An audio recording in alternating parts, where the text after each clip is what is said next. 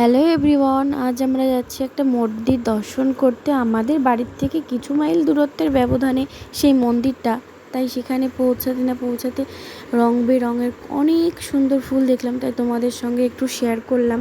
আমি মনে করি ফুল আমাদের প্রত্যেকেরই একটা পছন্দের জিনিস। কথা বলতে বলতে মন্দিরের সামনে পৌঁছেও গেলাম।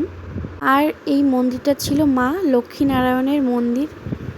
আর লক্ষ্মীনারায়ণের মাঝে যিনি বসে আছেন উনি হলো জটায়ু।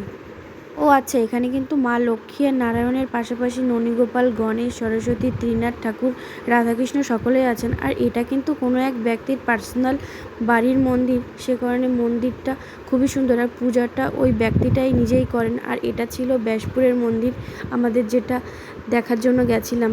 আর কথাতেই আছে ভক্তিতেই মুক্তি। আমার মেয়ে মন্দিরের ওঠার আগেই শুয়ে পড়ে ঠাকুরকে প্রণাম করে নিচ্ছে। ওর ছোটো থেকেই ঠাকুরের প্রতি একটা আলাদা রকম ভক্তি। ও যেখানেই ঠাকুর দেখবে ঠাকুরকেও শুয়ে পড়ে নমস্কার করতে হবে।